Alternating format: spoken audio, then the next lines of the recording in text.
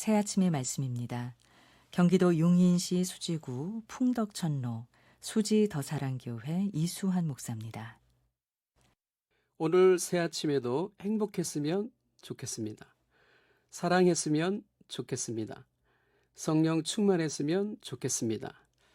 오늘은 요한복음 14장 21절 본문으로 그리스도인이라는 제목으로 말씀을 함께 나누겠습니다. 요한복음 14장 21절을 읽겠습니다. 나의 계명을 지키는 자라야 나를 사랑하는 자니 나를 사랑하는 자는 내 아버지께 사랑을 받을 것이요 나도 그를 사랑하여 그에게 나를 나타내리라.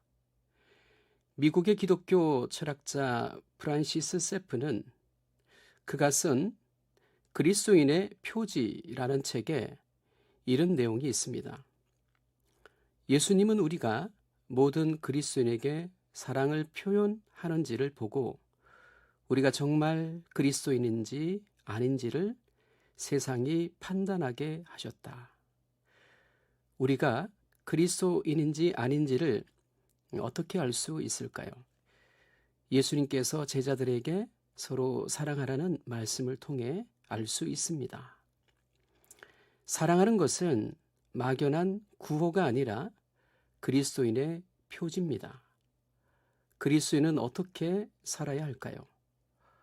배타적이지 않는 사랑, 자연스러움이 묻어있는 사랑으로 살아야 합니다. 이것은 하나님에게서 오는 사랑이기 때문입니다. 그리스도인들이 사랑하는 일에 왜 실패가 없겠습니까? 그럴 때 하나님께 용서를 구해야 합니다. 100번이고 1000번이고 실수할 수 있습니다. 용서를 구하는 그리스도인의 모습은 그 자체로 충분히 아름다운 것입니다. 마음에는 예수님을 담고 행실로는 예수님을 담는 이가 참 그리스도인입니다. 그래서 빌립보서 2장 5절에 보면 너희 안에 이 마음을 품으라. 곧 그리스도 예수의 마음이니 라고 말씀합니다. 그리스도인으로서 매력과 호감을 느낀 사람들에게 한 가지 공통점이 있다고 그래요. 하나같이 좋은 태도를 지녔습니다. 이웃과 하나님 앞에서도 좋은 태도를 지니고 있습니다. 바로 이런 점이 나도 그리스도인으로 살고 싶다라는 매력과 호감을 줍니다. 좋은 그리스도인은 좋은 태도를 그릇에 담은 사람입니다. 그것을 영성이라고 말하죠. 본받고 싶은 그리스도인에게는 본받고 싶은 태도가 있습니다. 그리스도인으로 살며 복음을 전하려면 믿음에 걸맞는 태도를 갖춰야 합니다. 하나님은 우리의 중심과 믿음을 보십니다. 하지만 사람들은 우리의 태도와 자세를 보고 판단합니다. 하나님과 사람, 신앙과 생활 사이의 간격을 좁히는 그리스도인의 태도가 되어야 합니다. 사실 분노와 갈등과 싸움은 널리 회자가 됩니다. 하회가 알려지는 일은 참 드뭅니다. 안 좋은 이야기만 퍼지는 상황, 참으로 비극적인 상황을 살아가는 그리스도인은 어떻게 해야 할까요? 그래서 그리스도인은 기도하며 예수님 앞에 모든 것을 내려놓을 수 있습니다. 얼마나 다행스러운 일입니까? 그리스도인이란 날마다 찾아오는 도전과 기회의 사랑으로 맞서는 존재입니다. 그 사랑으로 하나님의 나라를 보여주는 거울이 그리스도인입니다. 오늘 본문에서 예수님의 사랑은 말에 힘이 실리는 것이 아니라고 말씀합니다. 행동으로 보여지면 예수님의 사랑은 그 증명이 가능하다고 말씀합니다. 예수님을 사랑한다고 하루에 수백 번씩 말해도 주님을 사랑하는 것이 아닙니다. 이것을 착각하는 그리스도인이 얼마나 많은지 모릅니다. 예수님의 사랑을 증명해 보이는 방법은 그저 일상에서 하나님의 말씀을 지키는 것뿐입니다.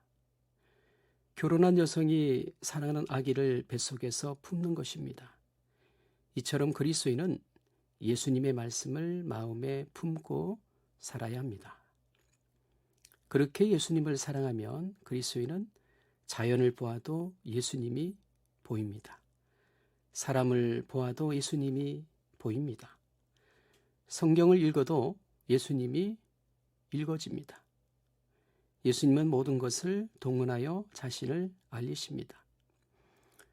요즘 그리스도인들은 보이는 것만 위해 열심히 살아갑니다. 그러니 주님을 만날 아무런 준비 못하면 어떻게 할까요? 이 땅에서 시간을 다 허비하면 어떻게 합니까? 애청자 여러분, 조금 돌아갈 수 있습니다. 조금 쉬는 건 괜찮을 수 있습니다. 인생이라는 긴 마라톤에서 어떻게 매번 최고 속도로 달릴 수 있을까요? 잠깐 숨 고르기를 하는 것 맞습니다. 조금 돌아간다고 해서 천벌을 받지 않습니다. 그러나 너무 많이 돌아가지 않아야 합니다. 너무 오래 쉬지 않아야 합니다. 구약 성경의 야곱처럼 한순간의 선택으로 20년을 날리는 일은 없어야 하기 때문입니다. 그리스도인답게 살기 위해 힘쓰면 좋겠습니다.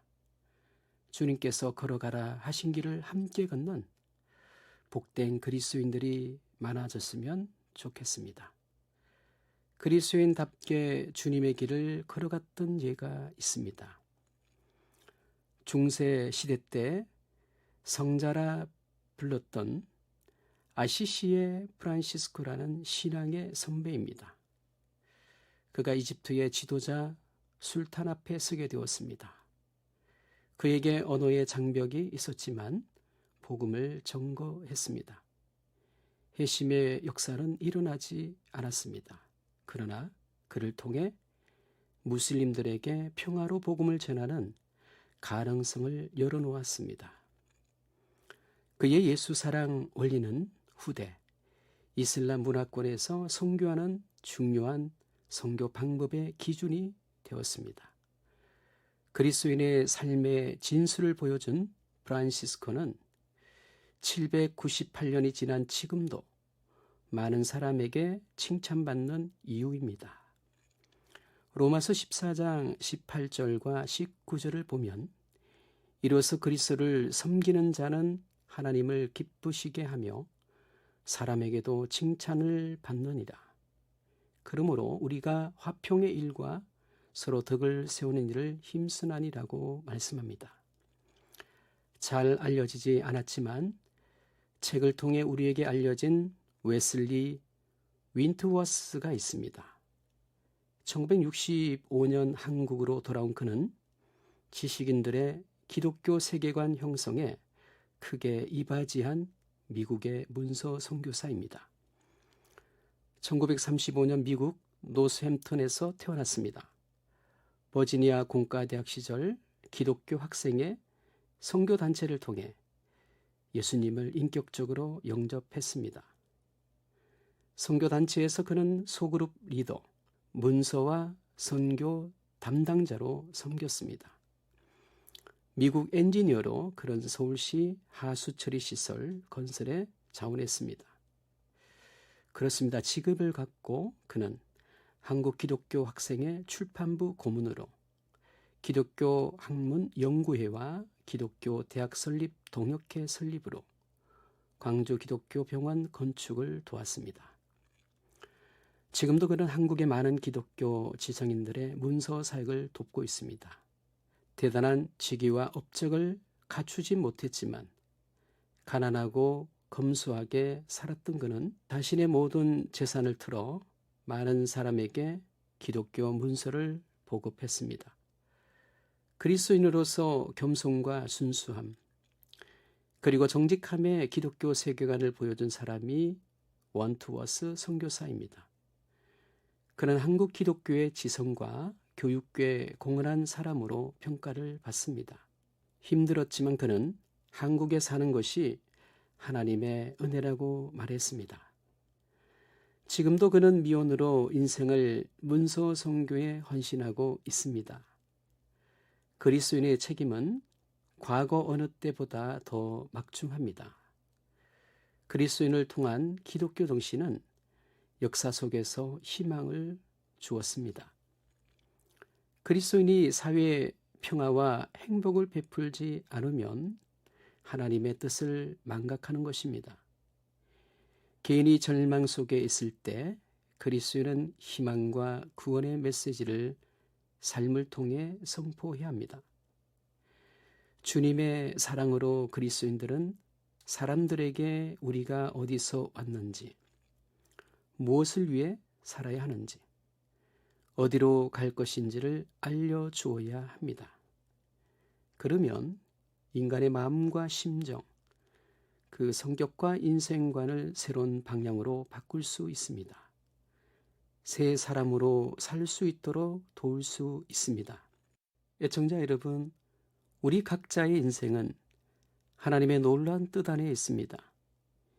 이러한 인생의 목적과 그 의미를 안내함으로 인생의 진리를 밝혀주는 그리스도인이 되기를 축복합니다. 새 아침의 말씀, 경기도 용인시 수지구 풍덕천로 수지더사랑교회 이수환 목사였습니다.